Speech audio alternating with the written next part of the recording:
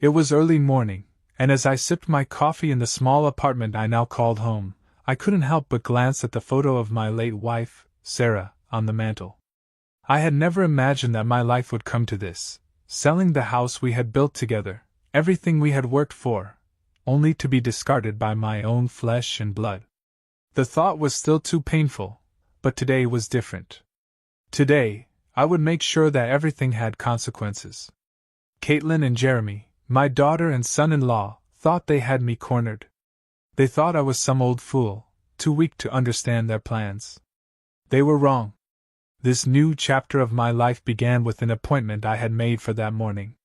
A visit to a bank in Denver where I would finally get a sense of control back. The days of being their pawn were over. My first stop was Colorado Heritage Bank.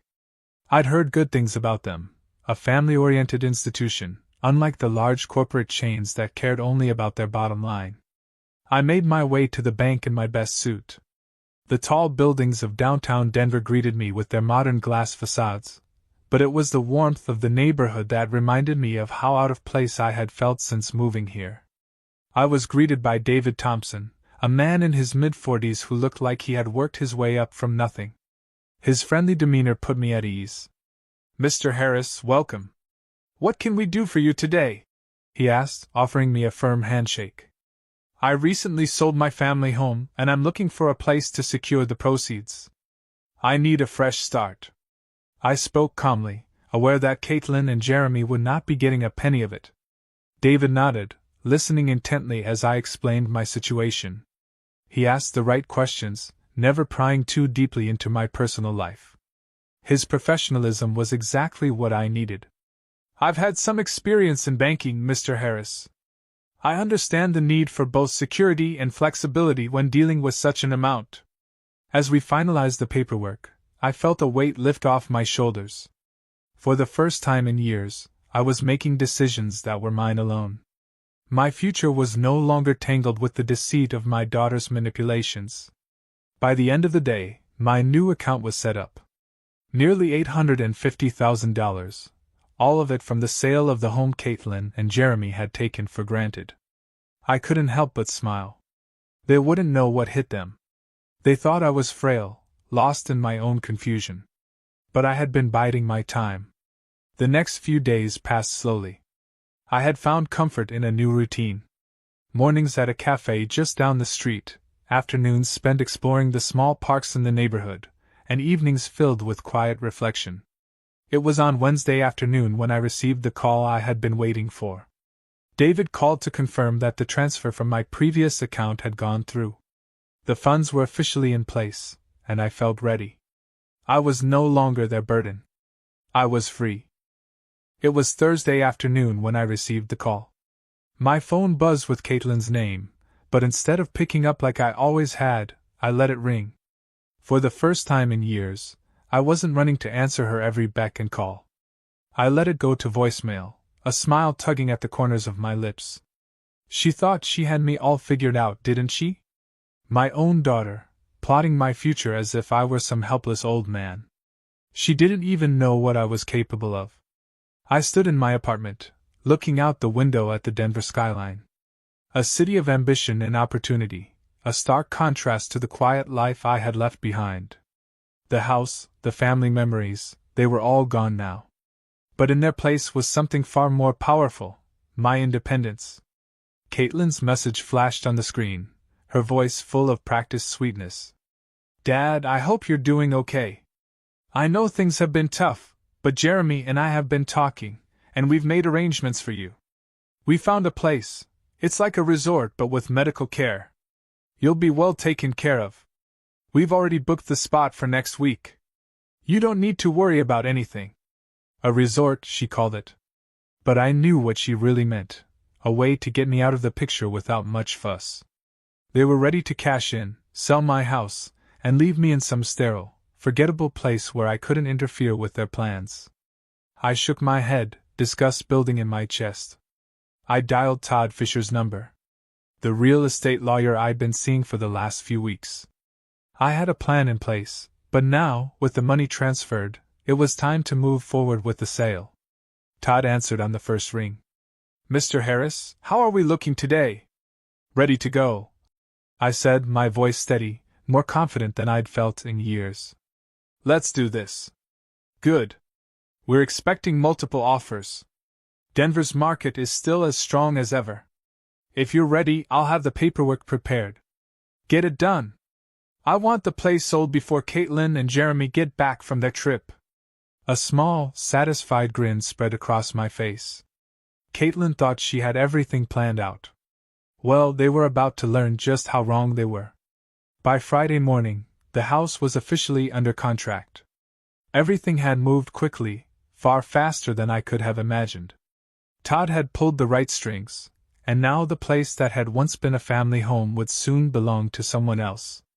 I had received multiple cash offers, the best one coming from a group of investors looking to turn my beloved home into a luxury rental property. They didn't even care about the sentimental value. To them, it was just another asset. But I saw it for what it was, a piece of my life, now out of my hands, and that was exactly what I needed. That afternoon, I sat at my small kitchen table, fingers tapping against the wood as I thought about the message I would leave behind. The one Caitlin and Jeremy would find when they returned. I wasn't sure what tone I should take. Anger? Resignation? No. It needed to be dignified, final. I wrote the note carefully. Each word deliberate, precise, the way I had always built things. By the time I woke up on Friday morning, a strange sense of calm had settled over me. The kind of calm that only comes when you know you've done the right thing, when the weight of indecision and compromise lifts, replaced with the clarity of purpose. I dressed carefully, slipping into the navy suit that had once been for better occasions. Today, it was a suit for battle, the final step in a war I hadn't even realized I was fighting until recently. I glanced at the clock on the wall. It was nearly time for the meeting at the bank. Everything was moving at lightning speed. In the last few days, I had completed every step that needed to be taken. The house was sold, the money was securely transferred, and now I had to make sure Caitlin and Jeremy didn't find a way to sabotage everything. As I walked out of my apartment building, I caught sight of the small garden across the street.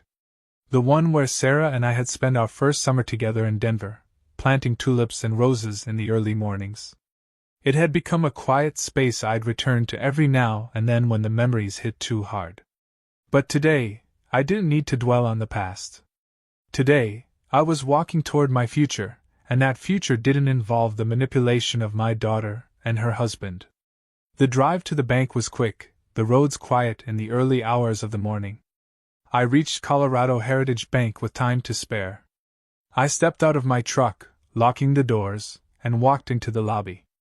David Thompson, the banker I had come to trust, greeted me with a firm handshake.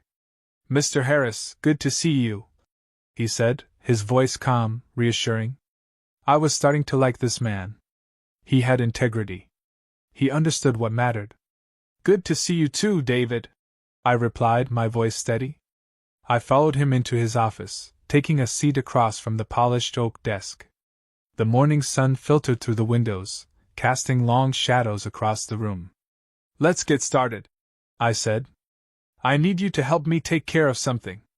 David smiled knowingly, and the way he settled into his chair told me he was ready for whatever I had planned. "I'm all ears." I pulled the paperwork from my bag, handing it over. "I've made a decision. I'm transferring everything. My account, the funds from the house sale, everything. It's time to move forward. No more waiting, no more questions." He flipped through the papers, giving them a quick glance before meeting my eyes. "You're sure, Mr. Harris?" "More than sure," I said, the words falling from my lips with an authority I hadn't felt in years. "It's time I took control of my own life again. I've waited long enough." David nodded. "Understood. Let me finalize everything. It'll be taken care of, Mr. Harris. You'll have access to the funds by the end of the day. From there, we can discuss your options for long-term security and investments." I watched as he worked, typing away on his keyboard. His efficiency was impressive. The way he conducted himself reminded me of the engineers I used to work with. When something needed to be done, they didn't hesitate. They made decisions, calculated risks, and got things done. That was how I was going to live from now on, decisively, without second-guessing myself. As the paperwork was processed, my phone buzzed in my pocket. I ignored it, watching David's hands as they moved over the documents. It wasn't Caitlin. It wasn't Jeremy. They could wait. They always did. When everything was ready, David slid the final document across the table. I signed it with a firm hand, a sense of finality sweeping over me. I wasn't looking back. There was nothing to regret. No more guilt. David handed me a receipt and a confirmation of the transfer. Everything's in place. You'll be able to access your new account immediately. I'll handle the rest of the details, including keeping everything discreet. Thank you, I said, standing up. My hands felt steady, my heart calm. For the first time in a long time, I wasn't overwhelmed by worry or fear. I was in control. And Caitlin and Jeremy? They'd soon learn what it meant to underestimate their father. The rest of the day was a blur of preparation. I spent hours on the phone, making sure everything was aligned for the next steps. I knew Caitlin and Jeremy were due to return from their trip soon, but I wasn't concerned. By the time they got back, everything would be different. They'd come home expecting to find the old man waiting to be carted off to a nursing home, ready to sign over whatever they thought was theirs. Well, they had another thing coming. The more I thought about it, the more I realized just how much they had taken for granted. I had given them everything, every sacrifice, every dollar I could spare, and in return, they treated me as if I were a problem to be disposed of. But I wasn't a problem, and I wasn't going to let them push me around anymore.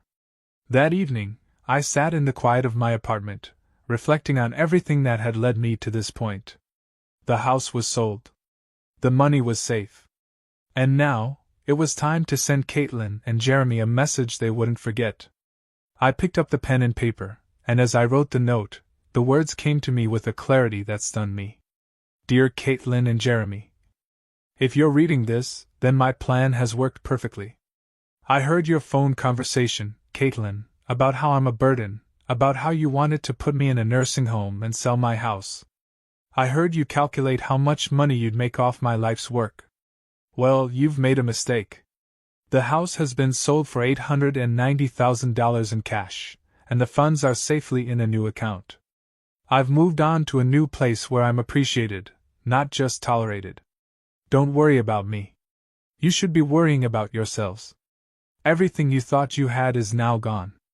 The belongings you left behind are being stored at Denver Moving and Storage, and you have 30 days to collect them before storage fees kick in. I gave you everything I had, and you repaid me with manipulation. I hope the lesson was worth the cost. Love, Dad. I sat back, reading the letter over and over again. It felt right. It wasn't about vengeance. It was about taking back what had been stolen from me, my dignity, my respect, and my life. They had thought they could control me, treat me like a piece of furniture to be discarded. Now, they'd learn what it meant to underestimate their father. I folded the note carefully, tapping it into an envelope. It would be the first thing they saw when they walked through that front door. And it would be the last thing they ever expected. I spent the next few hours preparing for the arrival of Caitlin and Jeremy. They thought they knew me, that I was some tired old man who would do whatever they asked, but they couldn't have been more wrong. It had taken me a long time to reach this point, but now I had a clear head, a plan, and the confidence to follow through. My heart had finally stopped racing, and all that remained was the quiet anticipation of the next move in the game. It was time to make sure Caitlin and Jeremy got the message. By now, they were probably halfway across the country, somewhere between their hotel in Phoenix and their flight home. They had no idea what was waiting for them, but I knew. And that knowledge was everything. I spent the evening at the small park nearby, taking slow, deliberate walks, giving my mind time to settle. The sun was dipping below the horizon, painting the sky in deep oranges and purples. It was a beautiful sight, the kind of evening Sarah and I had once shared many years ago. But tonight, I wasn't thinking of her. I wasn't even thinking of the house I had sold. What I was focused on now was the future, Mine, not theirs. By the time I got back to my apartment, the final preparations were in place. I had everything ready. The new apartment, the money safely secured in my bank, the plan to ensure my independence was no longer just a dream, but a reality. My hands, which had once trembled with uncertainty, now felt strong and sure. Every decision I had made up until this point had brought me to this moment, and now I could breathe easy knowing I had finally taken control. The phone rang as I walked through the door. Caitlin's name flashed across the screen. For a brief second, I felt the old tug to pick it up, to respond to her call, to play along. But no, I wasn't playing along anymore. I let it ring, letting the silence speak volumes. She had no idea that everything had already changed. Later that night, I sat down at my desk and picked up the envelope.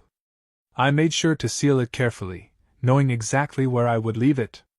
The front door of the house, the one they had once considered their own, would be the perfect place. I walked to the kitchen, trying to focus on the task at hand. The note was one thing, but I had other things to prepare. I needed a sense of closure, of finality. As I stood there, making sure everything was in its place, I thought about all the sacrifices I had made over the years. How many late nights had I spent working for them?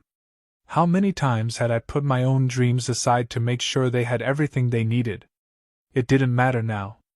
They had shown me who they really were, and now it was my turn to show them who I had become. I placed the envelope inside the front door, making sure it was at eye level, perfectly visible as they walked in. They would have no choice but to read it. Caitlin might try to deny it, try to make excuses, but it would be too late for that. The damage was done. She had already shown her true colors, and now, the consequences were inevitable. As I looked around the house one last time, I allowed myself a small moment of reflection. The house had meant so much to me. Every room had its own memory, its own story. But now, those memories were for someone else to hold. The new owners, the ones who would move in and make their own mark on the place, would have no idea what it had meant to me. To Sarah. To Caitlin. I had spent years building this life, this home, this family. But somewhere along the way, I had lost sight of what really mattered. Today, I was reclaiming that vision. This house was no longer a symbol of my past, it was a lesson for the future. The next morning, I drove to the house with a sense of purpose. The streets were quiet, the early morning fog still hanging low in the air. It felt like the world was holding its breath, waiting for something to change. And I was about to make sure it did. I pulled into the driveway, careful not to draw attention. I hadn't told anyone what I was planning, and I didn't want any nosy neighbors or friends getting involved. It was just me in the house now, the final chapter of a story that had begun decades ago. The garage door creaked open, and I parked my truck inside. I stepped out and took a moment to look around. The familiar sight of the backyard, where Caitlin had spent so many hours playing as a child. The old oak tree we planted together. The flower beds Sarah had lovingly tended to every summer. It was all still there, unchanged. But I was no longer the man I had been when I first built this house. It was time to lock the door on that part of my life. Inside, everything was just as it had been when I left. Caitlin and Jeremy had probably been too distracted with their own plans to notice anything was different. They had no idea the house was no longer theirs. I walked through the rooms one last time, taking in every detail. The kitchen where Sarah had taught Caitlin how to bake cookies. The living room where we'd spent countless hours watching movies and laughing together. The hallway lined with family photos, each one a reminder of what I had built, and what they had taken for granted. The house was still mine for a few more days, but it didn't feel like it belonged to me anymore. The memories were there, but they had lost their hold over me. I wasn't the man I had been when I first walked through that door all those years ago. I was stronger now. Wiser. And Caitlin and Jeremy would learn that they had underestimated me. I finished my final inspection, my heart steady, my mind clear. I walked to the door and locked it behind me. The sound of the lock clicking into place echoed through the empty rooms. I stood there for a moment, feeling the weight of everything that had happened, everything I had lost, but more importantly, everything I had gained. I had built a life for myself, and no one was going to take that from me again. Later that afternoon, I sat at my small kitchen table, the phone in my hand. Caitlin would probably call again, and I would ignore it again. She thought she could control me, push me around, but I had something she couldn't take from me: my autonomy, my strength, my will. She had always thought of me as weak, but now it was clear who the real fool had been. I thought about the note I'd left for her and Jeremy. The words were simple, but they carried the weight of everything I had felt. They needed to understand that I wasn't going to just sit back and let them take everything I had built. It would be a long time before they understood the lesson I had taught them. By the time I left the house, the weight of what had happened settled into my bones like a stone. I wasn't sad, not in the way I expected to feel, at least. Instead, I felt lighter, more in control than I had in years. As I drove back to my small apartment, the streets of Denver felt different. The city no longer felt like an impersonal blur of buildings and people. It felt like a place where I could finally begin again. But Caitlin and Jeremy, they would return soon. They would return to find a different world, one that no longer had room for their manipulations. I knew they would be angry, confused, maybe even desperate. And I was prepared for it. I wasn't worried about them coming after me or my decisions. No, they would have to learn the hard way what happens when you think you can control someone who's been pushed too far. I had already planned everything out. I could feel the wheels of the machine I'd set in motion turning ever faster. The house was no longer mine. The money, though, that was a different story. And Caitlin and Jeremy would not get a single penny of it. The days dragged on in a blur of paperwork and phone calls, but I didn't mind. I was doing what needed to be done.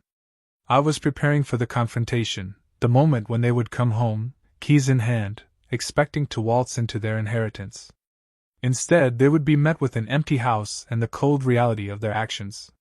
It was Wednesday when I received another call from Caitlin.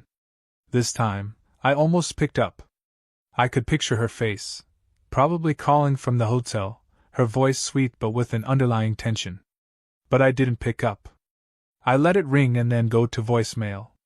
The message she left was just as I had imagined, polite, almost concerned, with just the faintest note of condescension. "Dad, we've been trying to reach you. Jeremy and I are almost home. We've made some big plans for you, and I think you'll be really happy with what we've arranged. It's time to move forward, right? We'll talk soon. Love you." I didn't call her back. Instead, I made arrangements. The locks on the house had already been changed. It was a small thing, but it sent a message. A message that Caitlin and Jeremy would soon understand.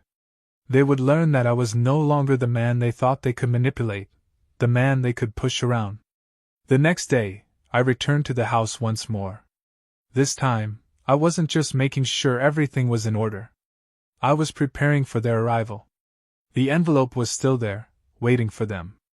The note was ready. The door locked. I didn't need to be there when they showed up, didn't need to witness the look on their faces when they realized the truth. Instead, I stood in the quiet of my apartment, preparing for the final piece of the puzzle to fall into place. The money was in my account. The paperwork was all signed. And when Caitlin and Jeremy walked through that door, expecting to find their inheritance waiting for them, they would find something much different. I was no longer their pawn. Friday afternoon arrived, and I felt the tension building. The phone buzzed with Caitlin's name flashing on the screen again. She had called earlier, no doubt trying to smooth things over. The games they played had started long before this, but this time, I was ready to end them. I let it ring and go to voicemail. And as I listened to her message, I knew that this was it, the moment everything would change. "Dad, we're home," she said, her voice more insistent now. "Why aren't you answering your phone? Jeremy and I are here, and we've been planning everything. We've booked a place for you to stay. It's time to pack your things and head out. We'll be there soon to help. Please call us back. We love you." Love? They loved what I had given them. They loved the life I had built, the sacrifices I had made for them. But they never loved me. They loved what they thought they could take. That much was clear now. I sat back, listening to the voicemail once more. It was just as I had expected. The subtle manipulation, the false concern, the words they knew would pull at my heart. But they didn't understand. They didn't understand that I was done playing their game. The old man they thought they could control was gone. What was left was a man who had seen their true colors and had no intention of letting them get away with it. At 4 p.m., I received a text. It was from Caitlin. "Dad, where are you? We're here and we're ready to help." I didn't reply. I didn't need to. Caitlin and Jeremy were about to find out that they had underestimated me. That their plans for my future had already been derailed. They thought they could take everything from me, but they had never realized how strong I was, how much fight I had left in me. The clock ticked on. My plan was in motion. I had already arranged for a locksmith to change all the locks, just in case they tried to gain access. I didn't want them coming in when I wasn't there, trying to move my things or take control. That house no longer belonged to me, but it certainly didn't belong to them, either. It was 6:30 p.m. when I got the call. This time I answered. "Dad, we're here." Caitlin's voice came through the phone, sharper now, a note of frustration creeping in. "What's going on?" "The door's locked. We need to get inside." I paused, letting the silence hang between us for a moment. Then I spoke, my voice steady and calm, almost casual. "The door's locked because I changed the locks," I said, letting the words settle in her mind. There was a long pause. "What do you mean?" Caitlin finally asked, her voice trembling now. "Dad, what's going on? Why would you change the locks?" I could hear Jeremy in the background, probably pushing his way to the door, his voice low and insistent. "Dad, open the door. We need to talk." But I wasn't opening that door. Not for them. Not ever again. "You'll figure it out, Caitlin. But you and Jeremy have no place in this house anymore," I said, my voice firm, unshakable. I heard her gasp, but I didn't flinch. "I'm sorry, but I've already moved on. I'm not coming back. I've made my decision." The silence on the other end of the phone was thick with disbelief. For a moment I thought she might cry, but no. She was too proud for that. Instead, her voice returned, softer now, more desperate. "Dad, please. What's going on? You're scaring us." "No, Caitlin. You scared me. You and Jeremy have taken everything I gave you for granted, and now you're going to learn the consequences of that." I hung up before she could respond. It was done. I had nothing left to say. They had been given their chance to act with respect, to act with dignity. Now they would have to live with the consequences. The days after the call felt surreal, like I was living in a new chapter of my life. I wasn't the same man I was just a few weeks ago. The quiet, complacent old man who had always put everyone else's needs before his own, that man was gone. In his place was someone who had learned the hard way not to give his trust so freely. I'd always believed that family should come first. That your children should appreciate the sacrifices you made for them. But what I had learned over the years was that sometimes, family is the hardest thing to trust. They took everything I had given them and expected more. But when it was time for them to give anything back, they didn't hesitate to turn their backs on me. But now, I was in control of my own fate. I was free from their manipulation. Caitlin and Jeremy were left to pick up the pieces of their own broken plans, and I had no intention of helping them pick up the pieces. I wasn't going to let them have what they thought was theirs. The week following our last conversation was quiet. I didn't hear from Caitlin or Jeremy again, not directly anyway. But I knew they were trying to figure out what had happened, scrambling to find some way to fix their mess. And that made me feel a sense of satisfaction I hadn't felt in years. I had learned to be methodical. Over the years I had built a life from the ground up, piece by piece, and now I was doing the same thing again. I was starting over, but this time, it was my choice. Not Caitlin's. Not Jeremy's. By the time the following weekend rolled around, I had made arrangements. The apartment I had moved into was small, but it was mine. It was a place where I could live without fear, without worrying about someone coming in and trying to control me. I had everything I needed, the essentials. My clothes. A few of Sarah's things. And most importantly, I had my freedom. As I sat in my new apartment, the morning light streaming through the windows, I couldn't help but think about how different things were now. I had finally found peace, but at a cost. The people who should have supported me, who should have been there for me in my time of need, had betrayed me. They didn't deserve any of it, and they certainly didn't deserve the life I had built. I glanced at the clock on the wall. It was almost time. Time for Caitlin and Jeremy to return from their trip, expecting to find me cowering in some care facility, ready to do whatever they told me to do. But when they showed up at that house, they would be met with something far different. They would find an empty home, a place that no longer belonged to them. I couldn't help but feel a sense of satisfaction. I drove to the old house again that afternoon. I hadn't been back in a few days, but I knew today was the day I needed to make sure everything was in order. Caitlin and Jeremy hadn't called me back yet, but they would. I knew they would.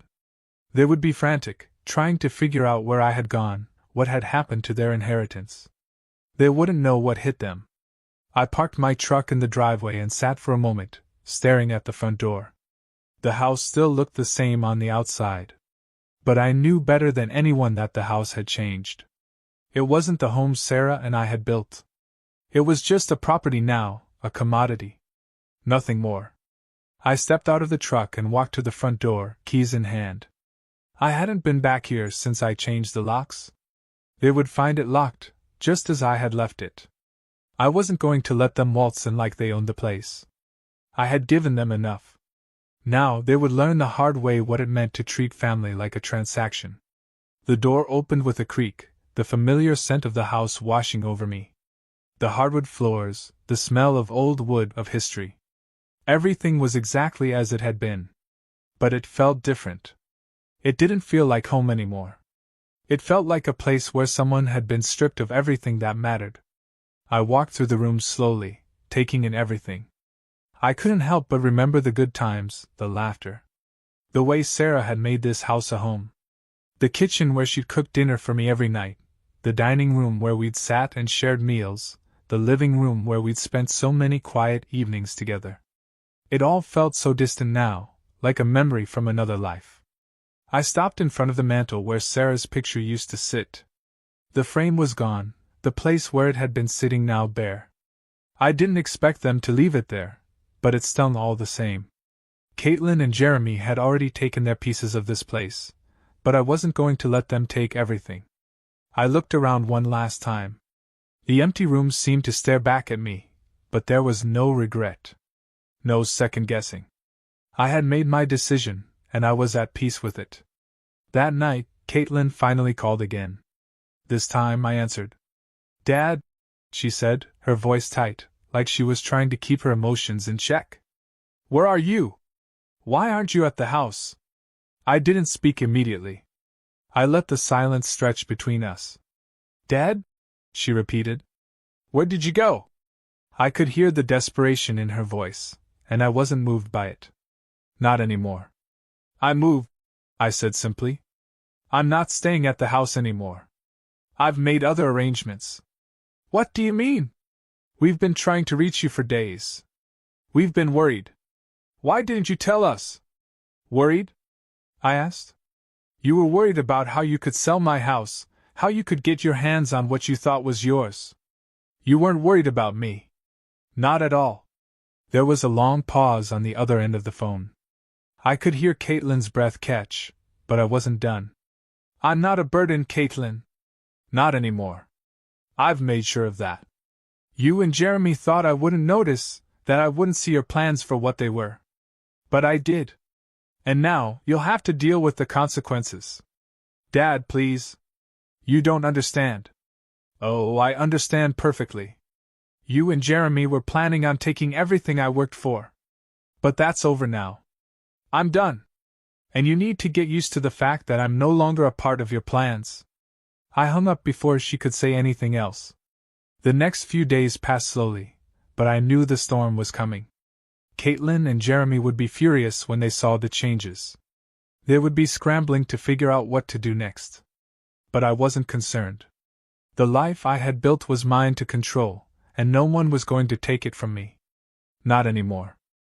The silence after Caitlin's call felt like the calm before a storm. I had known this day was coming.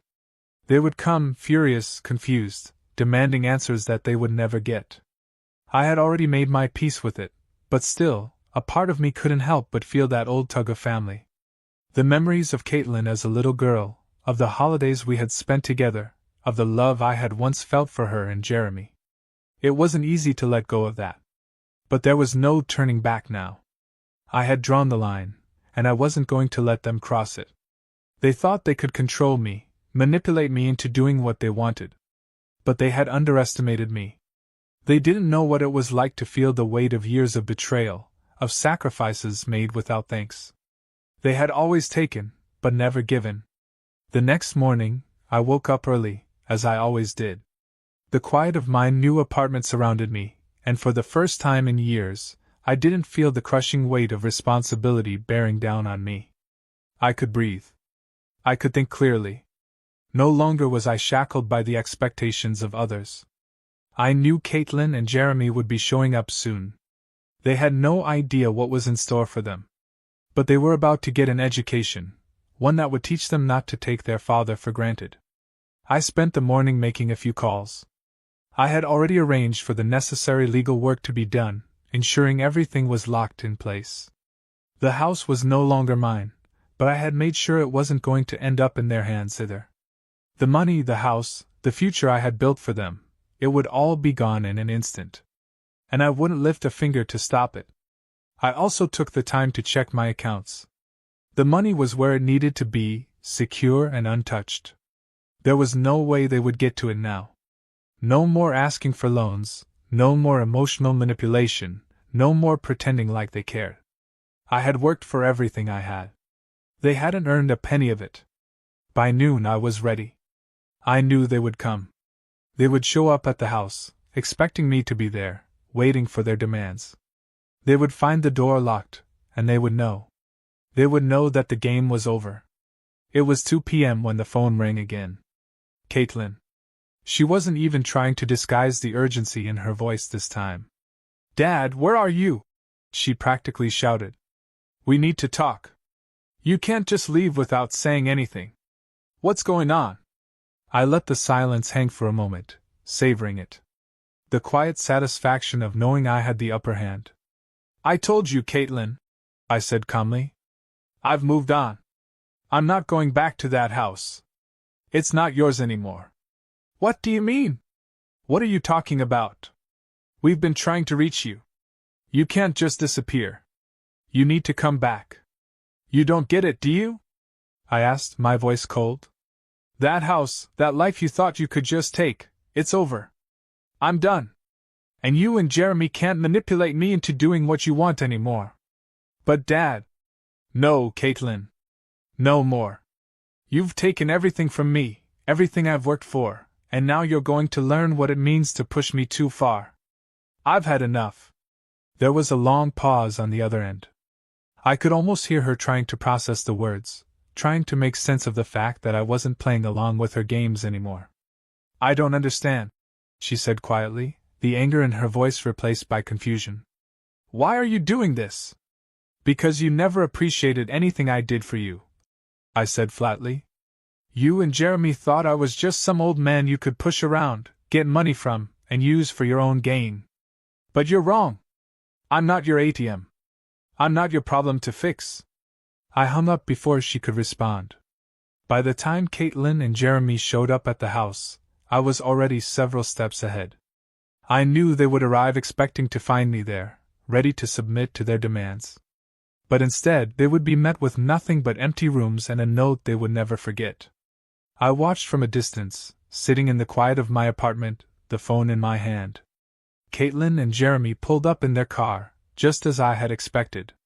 They got out, their expressions filled with frustration and disbelief. I watched as Caitlin approached the front door, fumbling with her keys. She tried to unlock it, but the lock had been changed. She tried again, more forcefully this time, but it wouldn't budge. I felt a strange satisfaction watching her struggle. She had never been good at dealing with the consequences of her actions. And now, she was paying the price. I saw Jeremy walk up behind her, shaking his head. They both knew something was wrong. I could see the panic creeping into their eyes. They knocked on the door. Then they banged on it, shouting my name. "Dad, open the door!" Caitlin cried. "What's going on? Why are you doing this?" But I didn't answer. I wasn't going to give them what they wanted. I could hear their voices rising in anger, but I remained calm.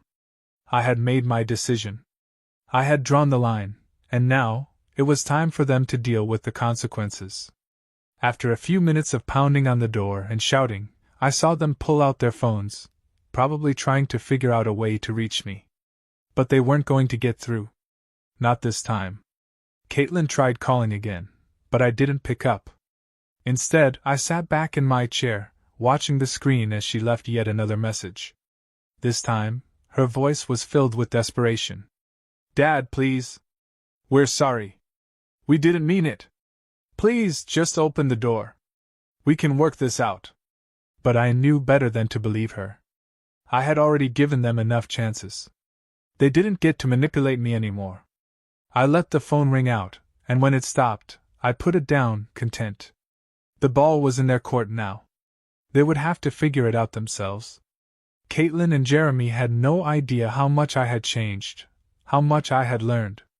They had always thought I was the weak one, the one they could control. But now, they were learning the hard way that I wasn't the man I had been. And I wasn't going to help them pick up the pieces this time. The next few hours passed like a slow-moving tide, each moment dragging me deeper into a world I had long been disconnected from. Caitlin and Jeremy had spent most of the afternoon banging on the door, calling, texting, trying every way they could to reach me. I had kept my phone on silent, determined to let them stew in their panic. They thought they were entitled to everything I had worked for, but they had no idea what I had in store for them. By the time they gave up, it was almost dusk. I knew they would be furious. But as I watched them leave the house, defeated and frustrated, I felt a strange sense of relief wash over me. It wasn't about getting revenge. It wasn't about causing them pain. It was about drawing the line, showing them that I had nothing more to give. I had spent my life taking care of them, making sacrifices, giving them everything I had, and now it was time for me to take back what was mine, my life, my decisions, my future. I spent the evening quietly in my apartment, watching the light fade outside the window. The city felt different now. It wasn't just a place I had lived in for years, it was my new home, my new beginning. The old man who had been so afraid to let go of his family, of the house, of his responsibilities was gone. In his place was someone who had taken control of his own life. Caitlin and Jeremy would learn that they couldn't take everything from me without consequences. The money, the house, everything they thought they had coming to them, it was all gone, and they were powerless to do anything about it. I couldn't help but smile as I thought about the mess they would be in. They had no idea what had happened, and they had no idea what I had planned next.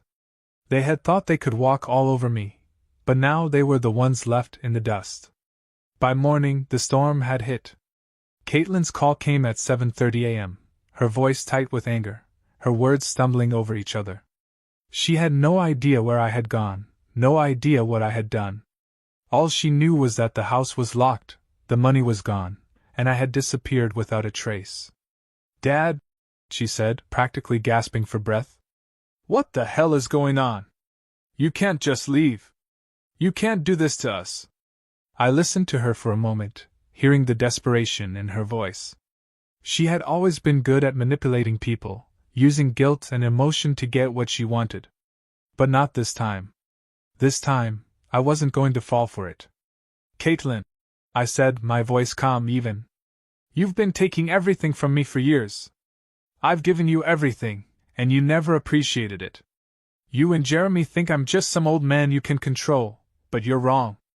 I've made my decision. I'm done with you."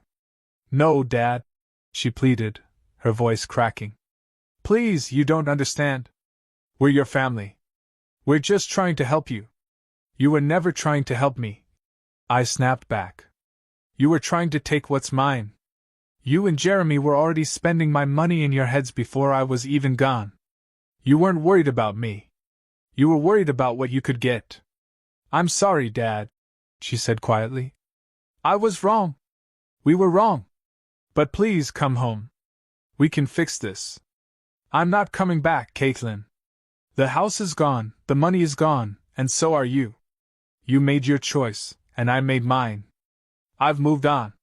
Now you need to figure out how to do the same. I hung up before she could say anything else. The rest of the day was quiet. I spent it in my apartment, organizing a few things and running errands. There was a small sense of satisfaction in knowing that Caitlin and Jeremy were left with nothing. The house, the life they thought was theirs, was no longer within their reach. And I didn't have to lift a finger to make it happen. They were on their own now. The life they had built by using me was gone, and they had no one but themselves to blame. I had learned to take control of my own destiny, to stop letting people walk all over me. It felt good. Better than I had expected. But it wasn't over. No, Caitlin and Jeremy would be back. They would try to fight for what they thought they deserved, and I was ready for it. They would try every trick in the book to get what they wanted, but it wouldn't matter. They had already lost. And they would keep losing, as long as they kept underestimating me. I picked up my phone and glanced at the time. It was 5 p.m. Caitlin had called earlier, but she hadn't called back since. I didn't expect her to. She knew that I wasn't going to budge, that I wasn't going to back down. But that didn't mean she wouldn't try to find another way to get to me. I set the phone down and leaned back in my chair, staring out the window at the city below. The lights of Denver twinkled in the distance, a city full of people trying to make their mark, to carve out a life of their own. I had done the same, but I had paid a heavy price. The house, the family, the future I had planned, all of it was gone. And in its place was something more valuable, my freedom. I wasn't anyone's burden anymore. I wasn't anyone's pawn. I had fought for my independence, and I had won. The next morning, as I sipped my coffee, I thought about what would come next. Caitlin and Jeremy would try to get through to me again. I knew they would. But no matter what they did, no matter how many lies they told, they couldn't undo what had already been done. I was free. And nothing would take that from me. The days that followed were filled with a strange sense of calm. I had made my peace with everything. Caitlin and Jeremy had tried reaching out several more times, but I didn't answer their calls. Each time they rang, each message they left, was just another reminder of the lies, the manipulation, the plans they had for my life that never had anything to do with me. It felt almost like a weight had been lifted off my shoulders, one I hadn't even realized was there until it was gone. It was as if I could finally breathe again, really breathe. The small apartment I had chosen for myself was quiet, peaceful. I had everything I needed, and for the first time in years, I didn't feel the pressure of expectations bearing down on me. I kept busy with small tasks, organizing the things Sarah had left behind, making sure I didn't leave anything important in storage, and even doing some work for a friend who needed a hand with some small repairs. It felt good to be back in my element, back in a space where I was in control, where I could decide what happened next. Caitlin and Jeremy, however, were still trying to put the pieces together. I knew they were confused, desperate. The idea that I had outsmarted them, that I had taken the control they thought was theirs, was something they couldn't quite grasp. But I had no intention of letting them manipulate me again. The more they tried to take from me, the more they learned they had nothing left to grab. It was a week later when I received a letter in the mail. It was from Caitlin and Jeremy, and for a brief moment, I wondered what kind of apology or excuse they might have concocted. But I didn't open it right away. I wasn't sure I wanted to read what they had to say. Instead, I left it on the table, letting it sit there for a few hours. I wanted to know that I had truly moved on before I let myself be dragged back into their drama. When I finally opened it, it was almost what I expected, a plea for understanding, a message of, "We didn't mean it," wrapped in more manipulative words. They were sorry, they said. They had been wrong. But it wasn't that simple, was it? Not anymore. They wanted me to come back, to return to the house, to be a part of the family again. They were sorry for everything, for the house, for the manipulation, for not understanding what I needed. They promised things would be different. But I wasn't fooled. Not this time. I read the letter, took in the words, and then set it down. The paper felt thin, like the sincerity behind the words they had written. There were no guarantees this time, no promises of change that I could believe. Their apologies, their pleas, meant nothing now. The damage had been done. And I wasn't going back. 2 days later, I received another call. This time, it was Jeremy. I recognized the number, and for a brief second, I thought about ignoring it. But I didn't. I answered. Dad? Jeremy's voice was strained. He was trying to sound calm, trying to sound like he cared, but I could hear the desperation in his tone. We need to talk. This has gone on long enough. You can't just disappear like this. We need to figure this out. I let him speak, letting the words wash over me. I had heard it all before. I had heard the lies, the manipulation, the false promises. The pattern had become so clear to me now that I didn't need to say a word to understand the game they were playing. I've made my decision, I said simply. And it's final. You don't need to figure anything out. I'm done. Dad, this isn't like you, Jeremy said, his voice softer now. You're not thinking clearly. You've been through a lot, and we're just trying to help you. We love you. We're family. Family? I asked, my voice cold. You only love me when I'm doing what you want me to. You only care when I'm giving you what you think you deserve. There was silence on the other end for a long moment. I've moved on, I continued. I don't need you to help me. I've learned the hard way how to take care of myself. And I'm doing just fine. I don't understand, Jeremy said, frustration creeping back into his voice. We were just trying to take care of you, to make things easier. No, I replied firmly. You were trying to take from me. You were trying to control me. You never thought about what I wanted. You never thought about what I needed. You just saw a way to get what you wanted, and you used me to get it. I don't know what else to say, he said quietly. You don't need to say anything, I said. The decision is made. You've had your chance, and now you'll have to live with the consequences of your actions. I'm not coming back to that life. It's over. And with that I hung up. The rest of the week passed uneventfully. Caitlin and Jeremy, though I knew they were angry and confused, never tried to contact me again. Perhaps they had realized, like I had, that there was no point. The game was over, and I had won. I had taken control of my life again, and nothing they could say or do would change that. The apartment was quieter now. I had no more unanswered questions, no more guilt. I had taken my future back. The money, the house, those were things of the past. I had built a new life, and this time, I would guard it fiercely. I was no one's burden anymore. I was my own man. As I sat by the window one evening, looking out over the city, I realized something important. The world outside was vast, and my place in it was just as vast as I wanted it to be. I had been living in someone else's shadow for so long, but now, I was free. I could do what I wanted, make the choices I needed to make, and no one could stop me. It wasn't easy to walk away from everything I had known. But sometimes, walking away is the only way to truly move forward. And as I watched the sunset over Denver, I knew that my story wasn't over yet. It was just beginning. The road ahead was mine to choose, and for the first time in years, I was excited to see where it would take me.